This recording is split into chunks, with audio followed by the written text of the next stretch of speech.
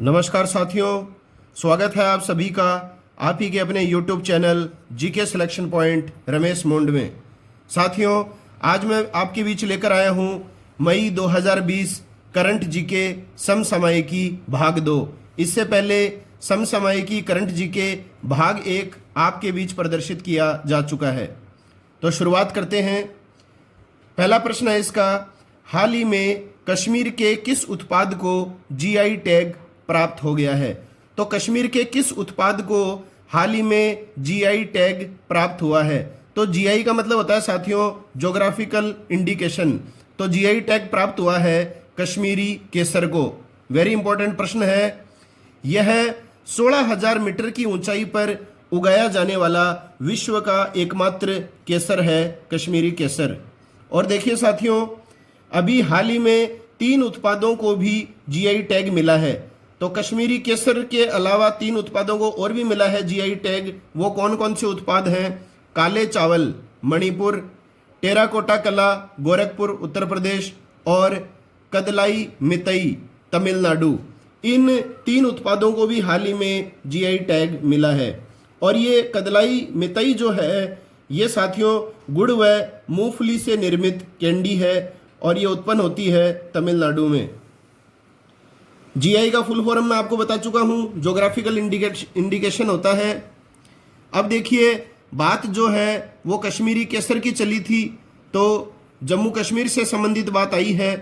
तो गिरीश चंद्र मुर्मू जो हैं वो जम्मू कश्मीर केंद्र शासित प्रदेश के प्रथम लेफ्टिनेंट गवर्नर उपराज्यपाल बनाए गए हैं। जम्मू कश्मीर केंद्र शासित प्रदेश उच्च न्यायालय की पहली महिला न्यायाधीश जो हैं वो हैं गीता मित्तल। और जीआई टैग के संदर्भ में एक बात और ध्यान में रखिए आप बात, किसी भी प्रसिद्ध वस्तु को अंतर्राष्ट्रीय महत्व दिलाने हेतु जीआई टैग दिया जाता है। और 2004 में जो है दार्जिलिंग की चाय को भी सबसे पहले जीआई टैग मिला था।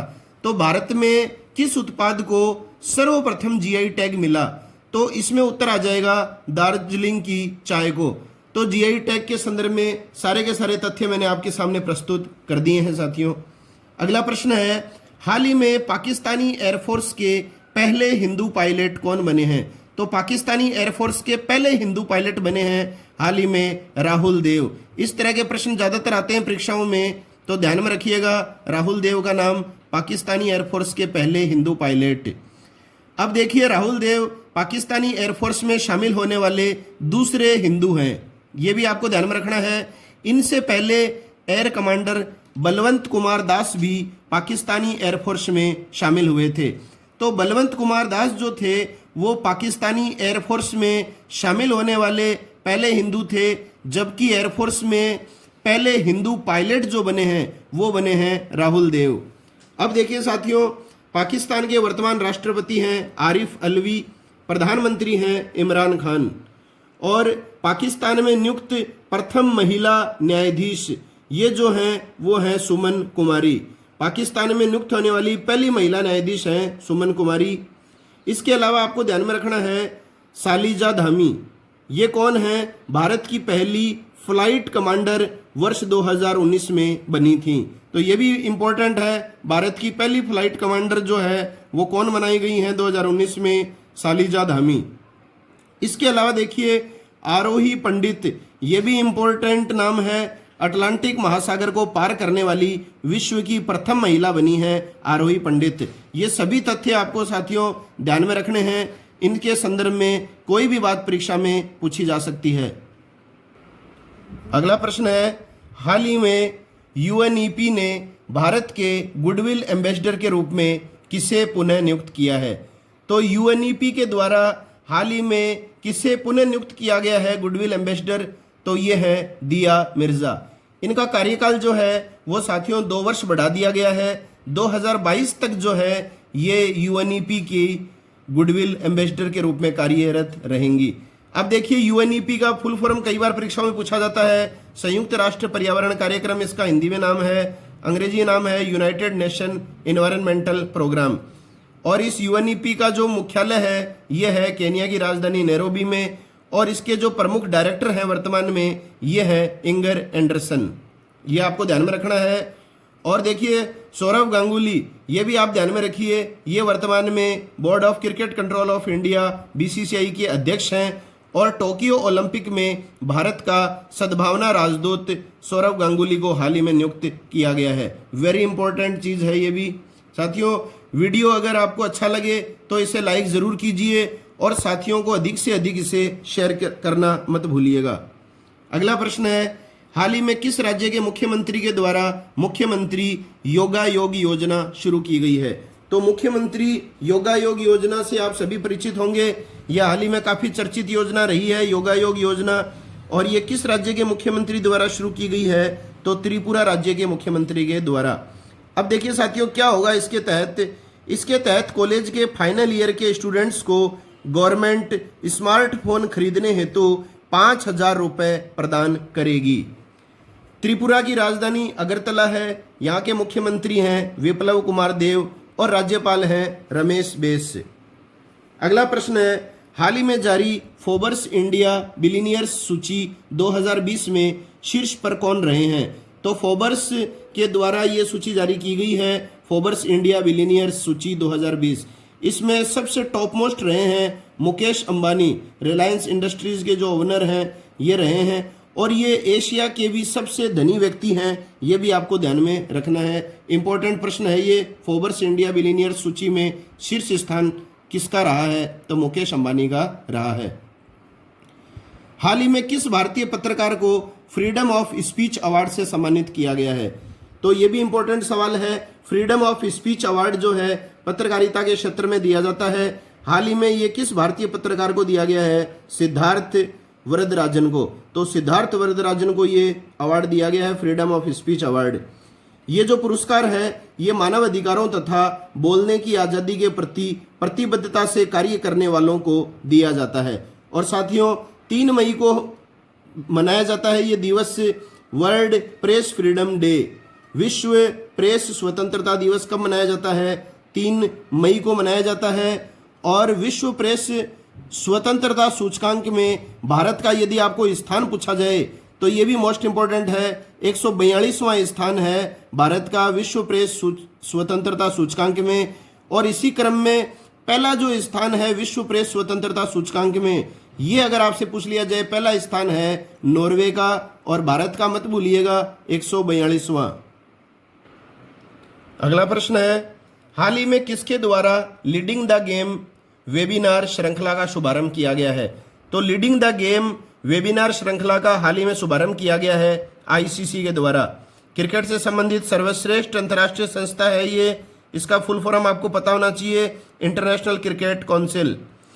इसके तहत क्या किया जाएगा साथियों? लीडिंग द गेम जो वेबिनार श्रृंखला का शुभारंभ किया गया है, इसका मेन उद्देश्य है महिला क्रिकेट को प्रोत्साहित करना। तो महिला क्रिकेट को इनकरेज प्रोत्साहित करने के लिए जो है ये वेबिनार श्रृंखला प्रारंभ की है आईसीसी ने। तो देखिए, आईसीसी की बात की है तो आईसीसी की स्थापना हुई थी 1909 में। इसका वर्तमान में हेडक्वार्टर मुख्यालय है दुबई, संयुक्त अरब अमीरात में। और इसके वर्तमान चेयरमैन जो हैं वो हैं शशांक मनोहर, और इसके वर्तमान में सीईओ जो हैं वो है मनु साहनी। 2019 में ही इनकी नियुक्ति हुई थी मनु साहनी की।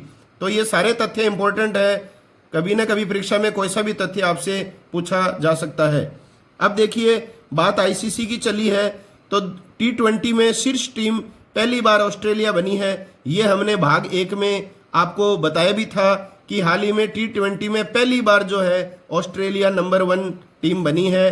टेस्ट रैंकिंग में भी ऑस्ट्रेलिया नंबर 1 पर आ गई है। और वनडे इंटरनेशनल रैंकिंग में एक दिवसीय में कौन सी टीम शीर्ष पर है, अगर आपने वीडियो देखा है तो आप निश्चित रूप से बता सकते हैं, वो है इंग्लैंड की टीम। तो भारत की टीम क्रिकेट के तीनों ही फॉर्मेटों में किसी में भी नंबर 1 नहीं है, ये आपको ध्यान में रखना है। अगला है, हाल ही में किस राज्य ने मी अन्नपूर्णा पहल शुरू की है? तो मी अन्नपूर्णा पहल जो है ये शुरू की गई है महाराष्ट्र राज्य के द्वारा। किसानों तथा कृषि समुदाय के कल्याण हेतु यह पहल की गई है। महाराष्ट्र के मुख्यमंत्री वर्तमान में हैं उद्धव ठाकरे, राज्यपाल हैं भगत सिंह कोश्यारी, और महाराष्ट्र हाईकोर्ट के मुख्य न्यायाधीश जो हैं वर्तमान में वो हैं दीपांकर दत्त। और एक बात और ध्यान में रखिए, IIT बंबई ने हाल ही में कौन सी एप्लीकेशन लॉन्च की थी कोविड-19 के संदर्भ में? तो ये एप्लीकेशन का नाम आप ध्यान में रखिए, क्वारंटाइन एप्लीकेशन। आईआईटी बंबई के द्वारा हाल ही में लॉन्च की गई है एप्लीकेशन, क्वारंटाइन एप्लीकेशन। अगला प्रश्न है, हाल ही में दीपा मलिक ने सेवानिवृत्ति की घोषणा कर दी है, किस खेल से संबंधित हैं?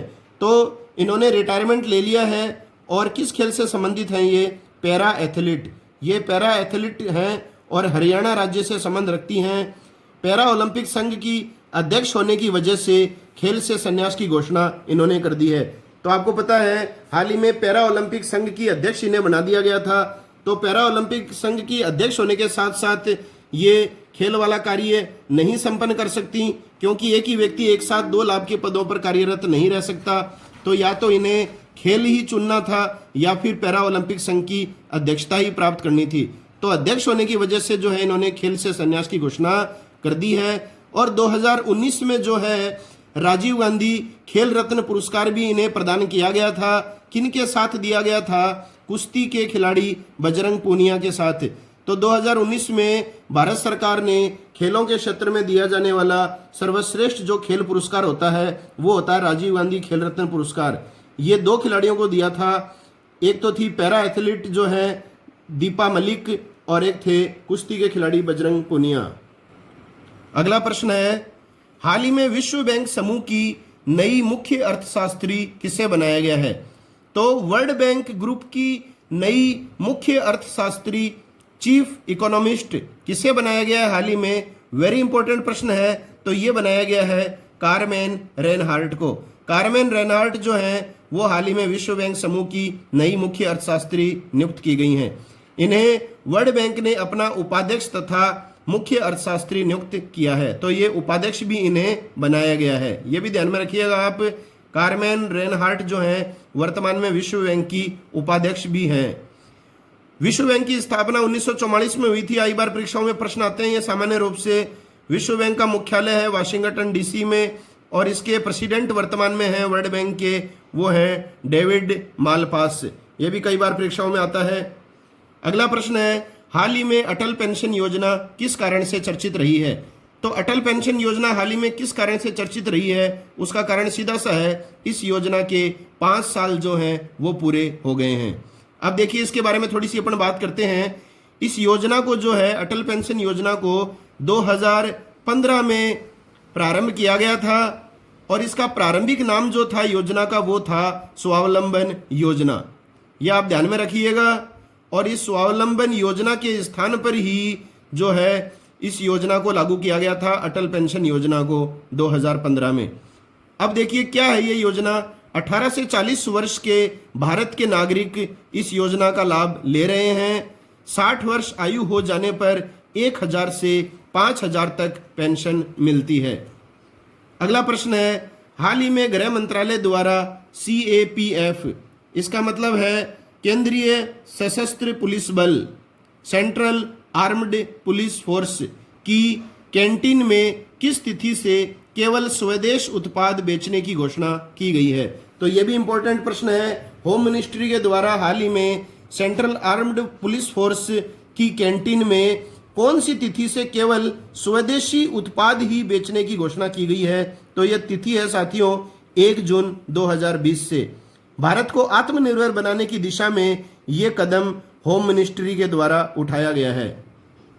अगला प्रश्न है, हाल ही में भारत का कौन सा केंद्र शासित प्रदेश कोरोना मुक्त हो गया है? तो वेरी इंपॉर्टेंट प्रश्न है, कौन सा केंद्र शासित प्रदेश कोरोना मुक्त हो गया है? तो केंद्र शासित प्रदेश आपको पता है वर्तमान में 9 है। 31 अक्टूबर को जो है 2 केंद्र शासित प्रदेश भी अस्तित्व में आ चुके हैं। एक तो जम्मू कश्मीर है जिसकी राजधानी श्रीनगर है और दूसरा है लद्दाख जिसकी राजधानी है लेह। तो केंद्र शासित प्रदेश कौन सा है जो एकमात्र कोरोना मुक्त हो गया है? तो वो है लद्दाख।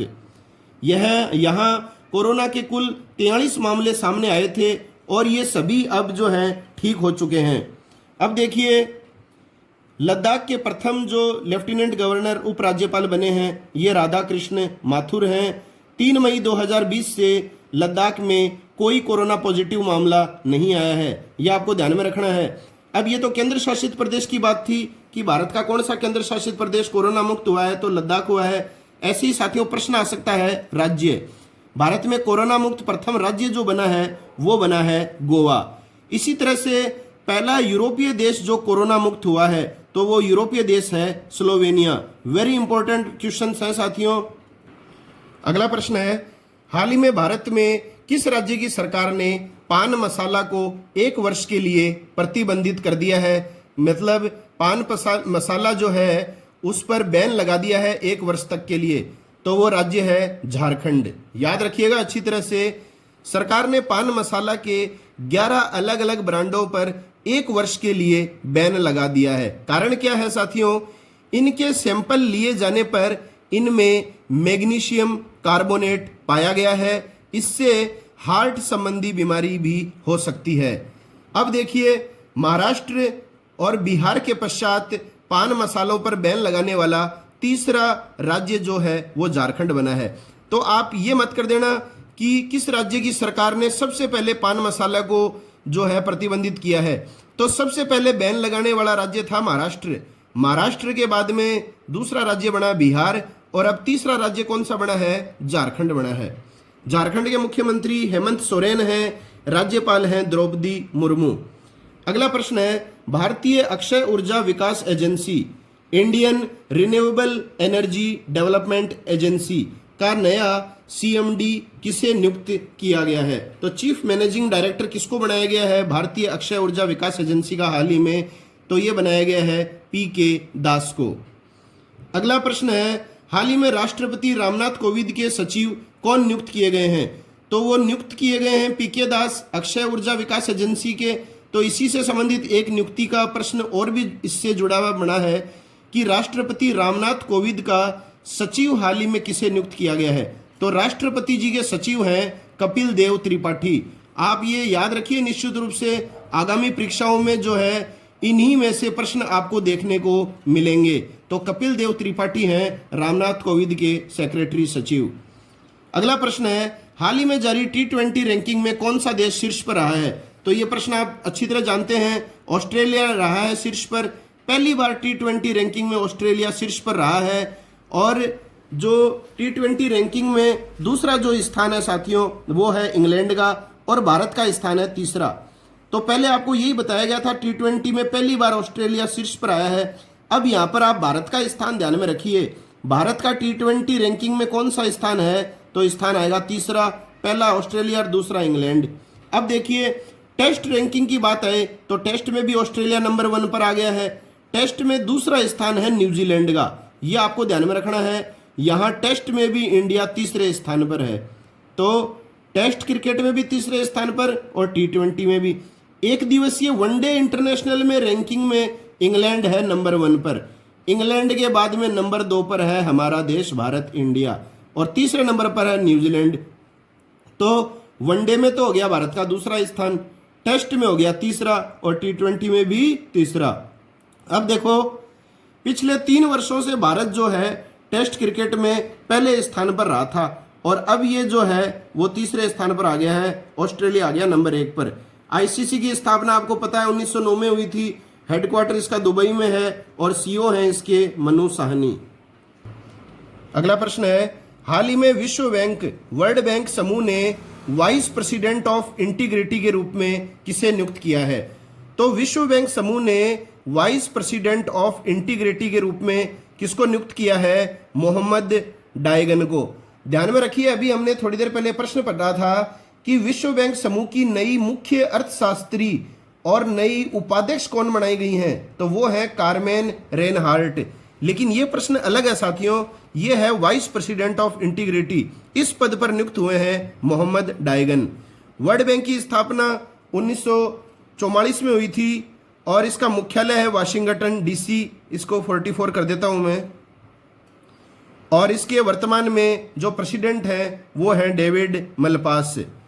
भारत को विश्व बैंक ने $1 बिलियन की सहायता कोविड-19 से मुकाबला करने हेतु दी है। तो ये भी आप ध्यान में रख लेना, कोविड-19 का मुकाबला करने के लिए वर्ल्ड बैंक ने जो है भारत को कितनी राशि दी है? $1 बिलियन।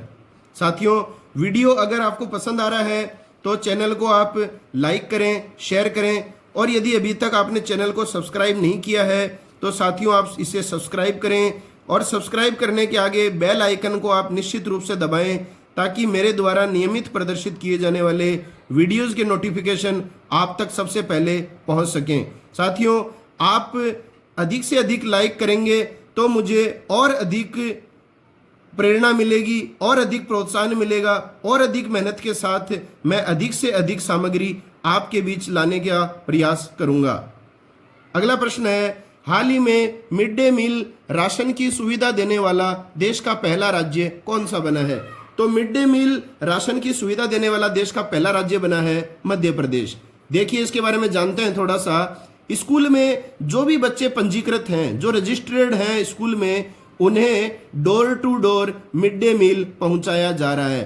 तो जो स्कूल से जुड़े हुए बच्चे हैं उन्हें स्कूल में तो मिड डे मील नहीं दिया जा रहा है क्योंकि लॉकडाउन चल रहा है।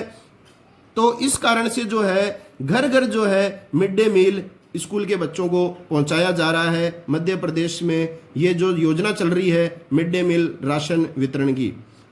मध्य प्रदेश जो है इसके मुख्यमंत्री शिवराज सिंह चौहान हैं, राज्यपाल लालजी दास टंडन हैं और इंदौर जो शहर है मध्य प्रदेश का वो भी खासा इंपॉर्टेंट है वर्तमान में।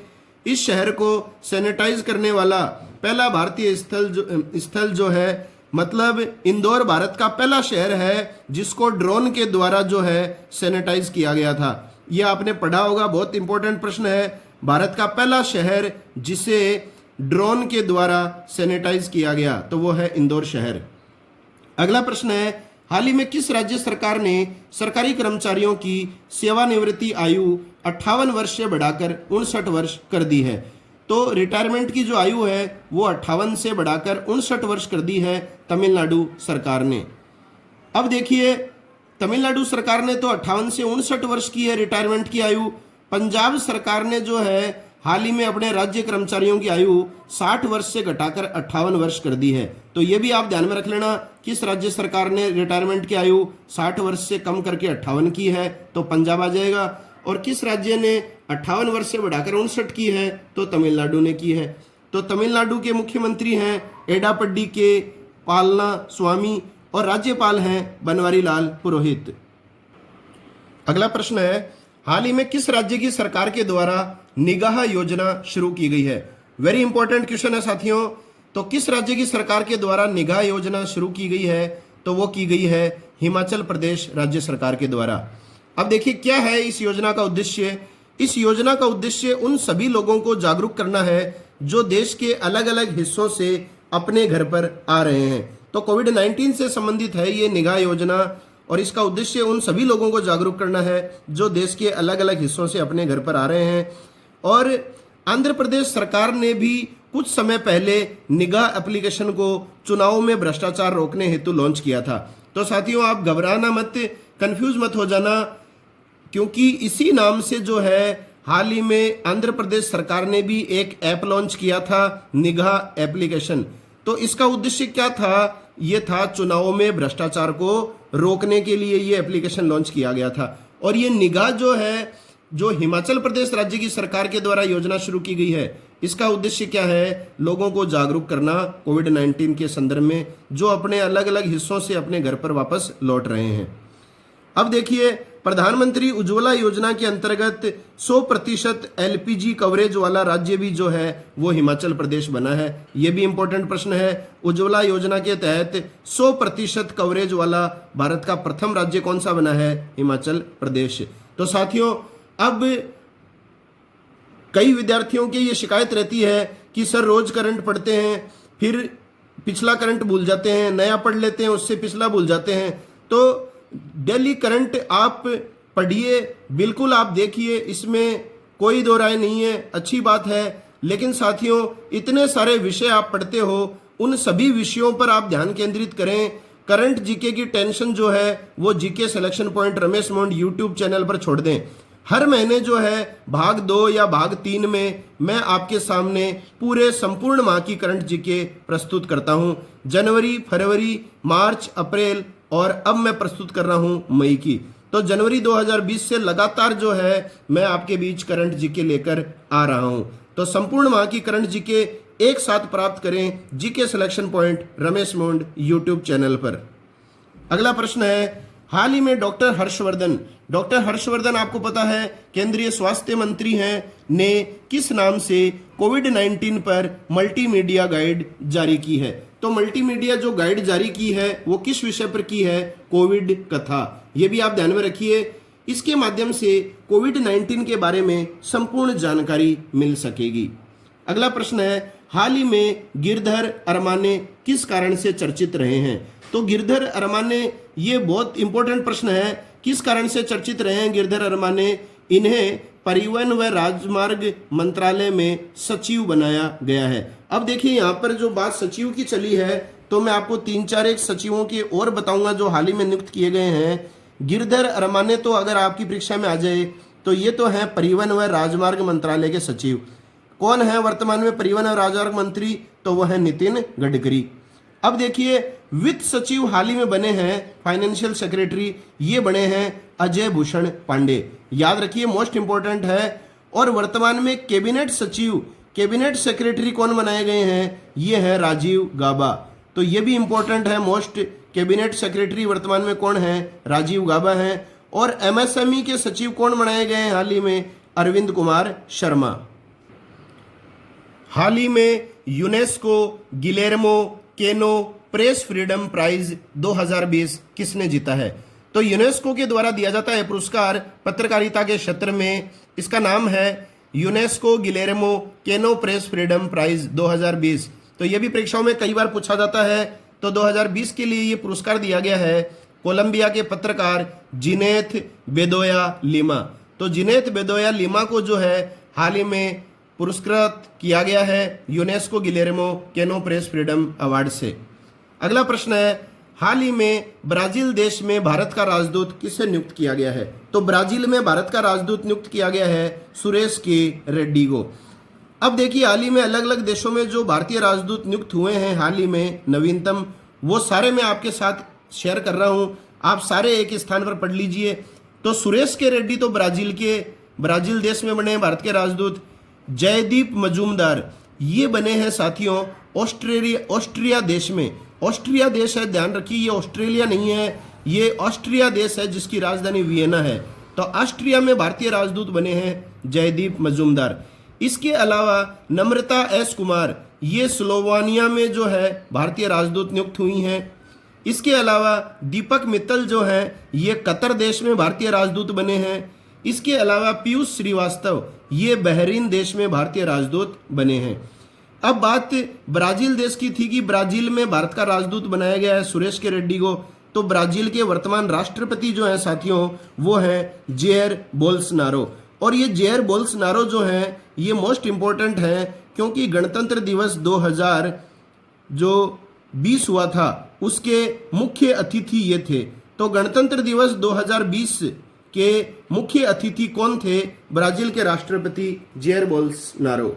अगला प्रश्न है इसी से संबंधित है, विश्व का एकमात्र देश जिसमें 2 रेखाएं निकलती हैं, कौन सी 2 रेखाएं? भूमध्य रेखा और मकर रेखा। आप जानते हैं पृथ्वी को 2 बराबर भागों में बांटने वाली रेखा है भूमध्य रेखा, जिसको इक्वेटर या विषुवत रेखा बोलते हैं। 0 डिग्री जिसका मान होता है। और ऊपर वाला गोलार्ध उत्तरी गोलार्ध होता है, नीचे वाला गोलार्ध दक्षिणी गोलार्ध। और दक्षिणी गोलार्ध में जो है भूमध्य रेखा के नीचे 23.5 डिग्री दक्षिणी रेखा होती है, मकर रेखा। तो वो ब्राजील ही देश है जिसमें से भूमध्य रेखा तथा मकर रेखा निकलती है। अगला प्रश्न है, हाल ही में सभी जिलों के अस्पतालों में वेंटिलेटर बेड की सुविधा प्रदान करने वाला देश का पहला राज्य कौन सा बन गया है? मतलब सभी जिलों के अस्पतालों में वेंटिलेटर बेड की सुविधा प्रदान करने वाला देश का पहला राज्य कौन सा बना है? तो वो बना है उत्तर प्रदेश। राज्य के सभी 75 जिलों में उच्च स्तरीय वेंटिलेटर बेड की सुविधा मिलेगी। तो 75 जिले हैं उत्तर प्रदेश में। और उत्तर प्रदेश के सीएम मुख्यमंत्री हैं योगी आदित्यनाथ और गवर्नर हैं आनंदीबेन पटेल। अगला प्रश्न है, हाल ही में भारतीय रेलवे ने अपने पहले 12,000 हॉर्स पावर वाले इलेक्ट्रिक लोकोमोटिव इंजन का परिचालन शुरू किया है। इसका नाम क्या रखा गया है? तो इसका नाम रखा गया है इलेक्ट्रिक लोकोमोटिव इंजन का WAG वैग 12।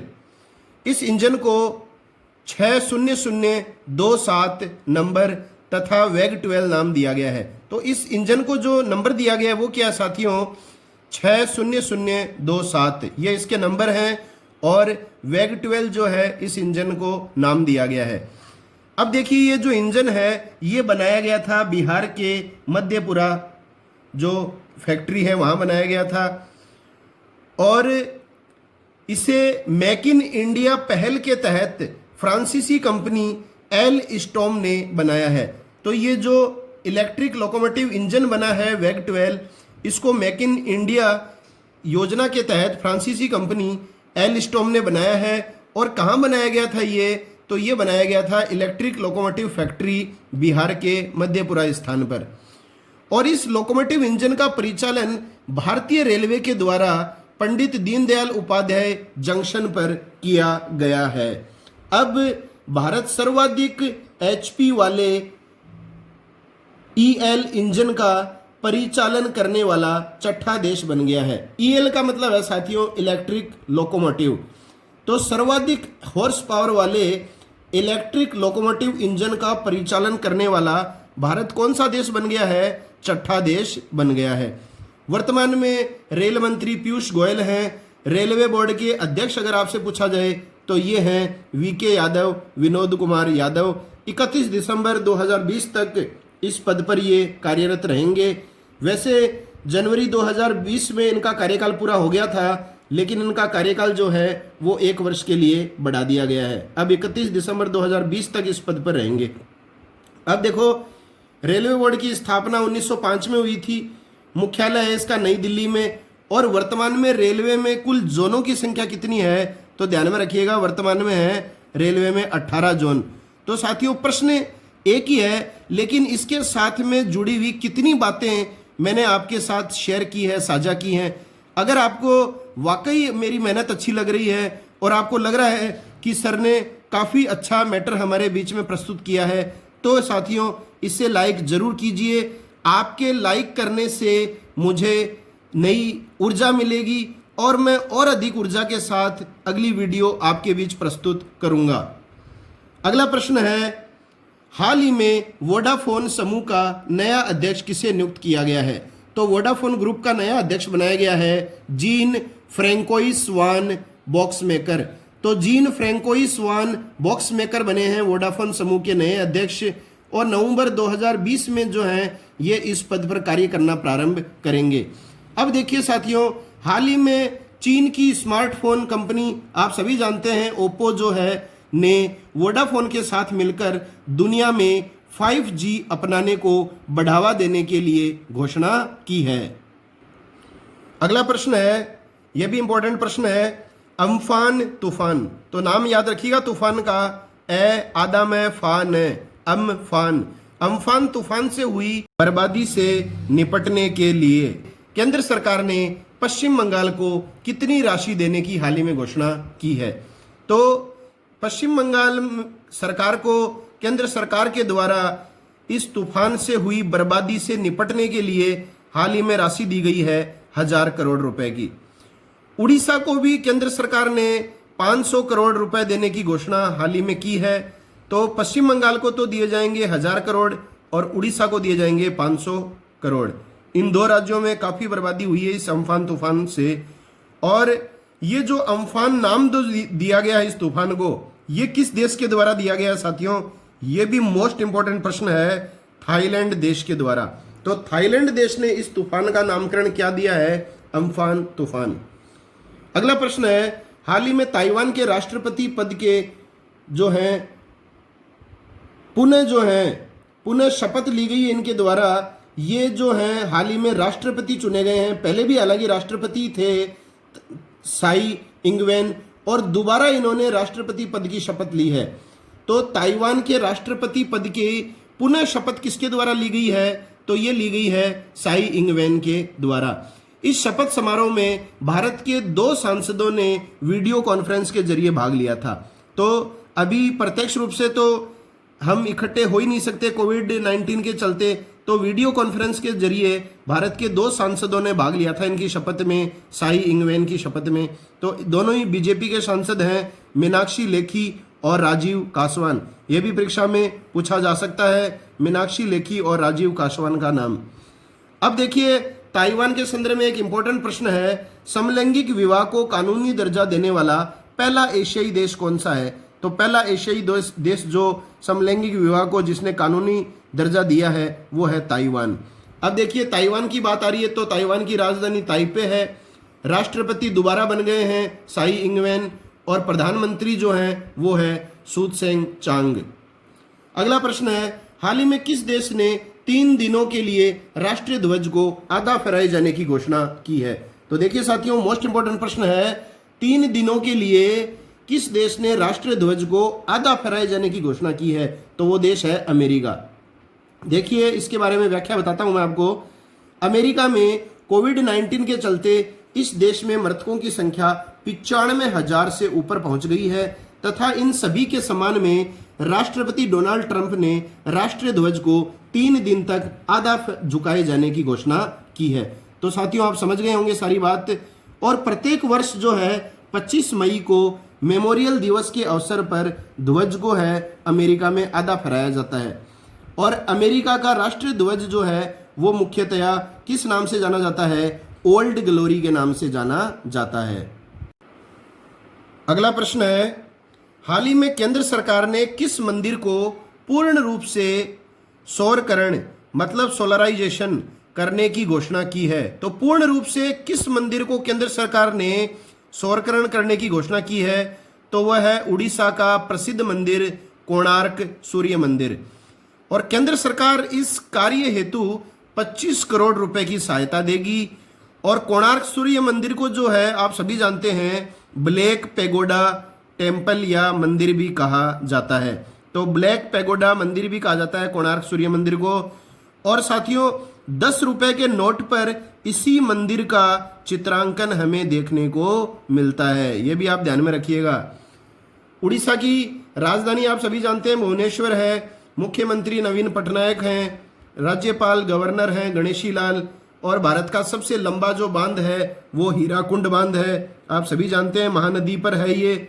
और भारतीय भूगोल से संबंधित जो है 150 प्रश्नों का मोस्ट इंपोर्टेंट क्वेश्चंस का संग्रह मैंने हाल ही में प्रदर्शित किया है आपके बीच में, वो आप निश्चित रूप से देखिए।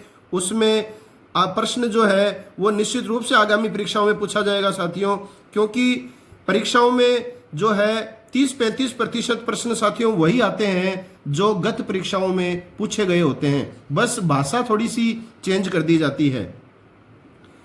अब एक कलिंगा स्टेडियम ये भी कहाँ है? उड़ीसा में है। अगला प्रश्न है, हाल ही में पतंजलि ने किस नाम से ई कॉमर्स प्लेटफॉर्म लॉन्च किया है? तो पतंजलि ने किस नाम से ई कॉमर्स प्लेटफॉर्म लॉन्च किया है? तो उत्तर आएगा ऑर्डर मी।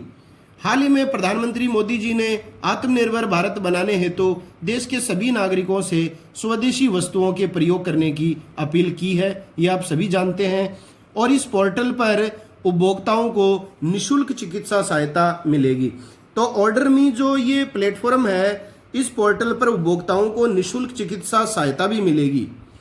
अगला प्रश्न है, हाल ही में चर्चित रही पुस्तक का नाम ध्यान में रखिए, hope on adventures on boats trains and planes, किसने लिखी है?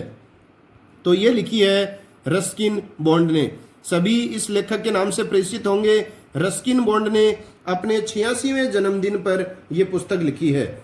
इसके अलावा shuttling to the top the story of PV Sindhu, ये पुस्तक भी हाल ही में चर्चित रही है। इसके लेखक हैं वी कृष्णा स्वामी। इसके अलावा एक पुस्तक हाल ही में चर्चित और भी रही है, फियर ऑफ गॉड लिखी है वधान ने। तो पुस्तकें जो हैं साथियों आई बार परीक्षाओं में पूछी जाती हैं और लेटेस्ट पुस्तकें ही ज्यादातर परीक्षाओं में पूछी जाती हैं। हाल ही में किस राज्य की सरकार ने देश की पहली FIR आपके द्वार योजना शुरू की है?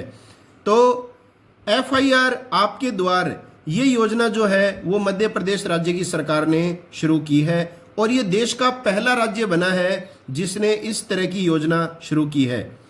अब देखिए ये जो योजना है FIR आपके द्वार, ये योजना अभी मध्य प्रदेश में केवल 23 पुलिस थानों में ही शुरू की गई है। इसके तहत एफआईआर दर्ज कराने के लिए पुलिस थाने में जाने की आवश्यकता नहीं होगी। मतलब जिस व्यक्ति को एफआईआर दर्ज करानी है उसे पुलिस थाने में जाने की आवश्यकता नहीं होगी। 100 नंबर डायल करते ही जो है पुलिस घर पर एफआईआर दर्ज करने स्वयं आ जाएगी। यदि मामला बहुत ज़्यादा गंभीर न हुआ तो फोन पर ही एफआईआर दर्ज कर ली जाएगी। तो ये सब कोरोना वायरस के चलते हुआ है, कोविड-19 के चलते। तो ये इंपॉर्टेंट प्रश्न है, ध्यान में रखिएगा। अगला प्रश्न है, हाल ही में किस देश के द्वारा FIDE chess com online nations cup जीता गया है? तो शतरंज की ये चैंपियनशिप है और ऑनलाइन हुई है ये championship, FIDE chess com online nations cup. ये किस देश ने जीता है? ये जीता है चाइना ने। चीन ने अमेरिका को हराया है और ये प्रतियोगिता जीती है। और प्रतियोगिता में भारत का स्थान यदि पूछ लिया जाए कि हाल ही में FIDE chess com online nations cup में भारत का कौन सा स्थान रहा है, तो ये रहा है 5वां स्थान। और वर्ल्ड चेस डे, विश्व शतरंज दिवस मनाया जाता है साथियों 20 जुलाई को। अगला प्रश्न है, हाल ही में किस देश ने अपने पहले मानव रहित ड्रोन हेलीकॉप्टर का परीक्षण किया है? तो देखिए साथियों, मानव रहित, जिसे कोई संचालित नहीं करेगा, मानव रहित ड्रोन हेलीकॉप्टर का परीक्षण किया है चीन ने। और इस हेलीकॉप्टर का नाम क्या रखा गया है? AR-500C। AR-500C इसका नाम रखा गया है। इसे भारत तिब्बत सीमा पर निगरानी हेतु चीन के द्वारा तैनात किया जाएगा। और इसका जो वजन है हेलीकॉप्टर का वो है 500 kg। गति इसकी 170 किलोमीटर प्रति घंटा है और लगातार 5 घंटे तक ये उड़ान भर सकता है। और 6700 मीटर ऊंचाई तक ये जो है ड्रोन हेलीकॉप्टर उड़ सकता है। अब देखिए, चीन की जो राजधानी है वो बीजिंग है और राष्ट्रपति हैं चीन के शी जिनपिंग। और चीन ने अभी अपना रक्षा बजट जो है वो 179 अरब डॉलर कर दिया है। पिछले वर्ष 177 अरब डॉलर का रक्षा बजट प्रस्तुत किया गया था। अब इस बार जो है वो इसमें वृद्धि की गई है। 177 अरब डॉलर की बजाय रक्षा बजट कितना कर दिया है चीन ने? 179 अरब डॉलर। अगला प्रश्न है, हाल ही में किसके द्वारा बैक टू स्कूल अभियान शुरू किया है? तो बैक टू स्कूल अभियान जो है वो शुरू किया गया है एसीआर इंडिया के द्वारा। एसीआर इंडिया जो है साथियों वो एक लैपटॉप कंपनी है। और एसीआर इंडिया किस देश की कंपनी है? ये है ताइवान देश की कंपनी। तो आपको ध्यान में रखना है, बैक टू स्कूल अभियान हाल ही में किसके द्वारा शुरू किया है? एसीआर इंडिया के द्वारा शुरू किया गया है।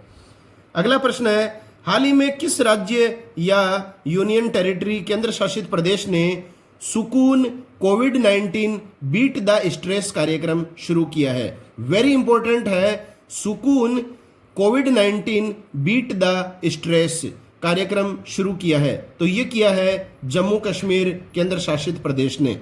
इस कार्यक्रम का उद्देश्य क्या है साथियों? देखिए, कार्यक्रम का उद्देश्य है नागरिकों के मानसिक स्वास्थ्य को बेहतर रखना तथा कोविड-19 से संबंधित समस्याओं का निदान करना, ये इसका उद्देश्य है। और इस वीडियो में एक प्रश्न आपको बताया भी गया है कि हाल ही में जीआई टैग किसे प्राप्त हुआ है? तो वो हुआ है कश्मीरी केसर को।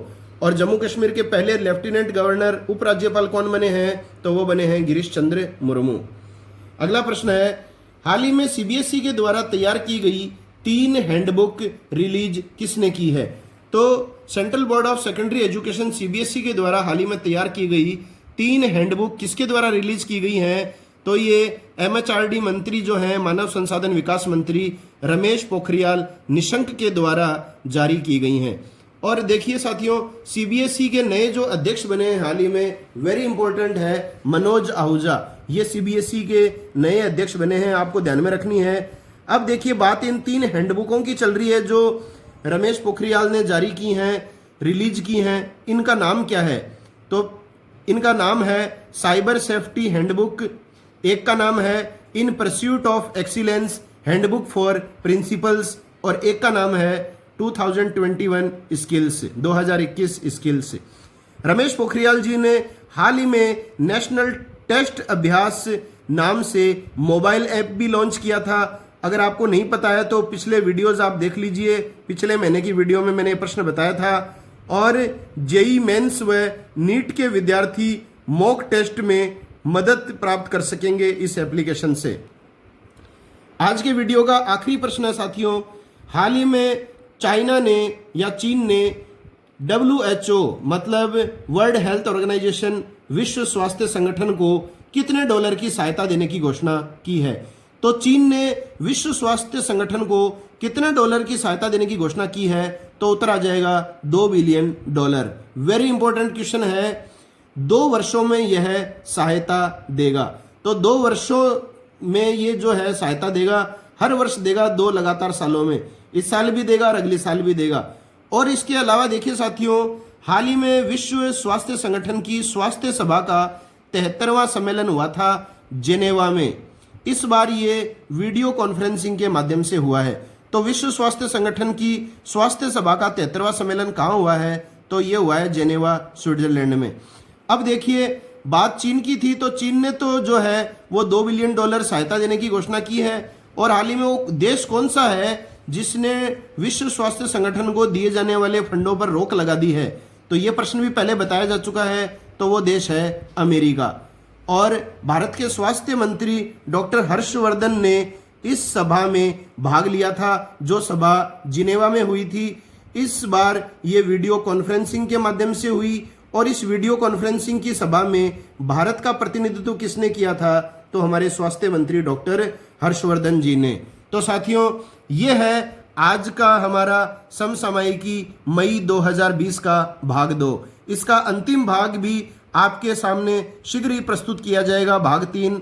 अगर आपको ये वीडियो पसंद आया है साथियों, तो इसे लाइक ज़रूर करें, अधिक से अधिक अपने साथियों में इसे शेयर करें, ताकि अधिक से अधिक भाइयों और बहनों को ये जानकारियां प्राप्त हो सकें। और अगर चैनल अभी तक सब्सक्राइब नहीं किया है साथियों, तो चैनल सब्सक्राइब कर लें और सब्सक्राइब बटन के आगे जो बेल आइकन है उसे दबाना नहीं भूलें, क्योंकि उस बेल आइकन को अगर आप प्रेस करेंगे, दबाएंगे, तो ही मेरे द्वारा प्रदर्शित किए जाने वाले सारे वीडियोस के आगामी नोटिफिकेशन सबसे पहले आप तक पहुंच सकेंगे। तो मिलते हैं नए वीडियो के साथ, तब तक के लिए जय हिंद, जय भारत, वंदे मातरम।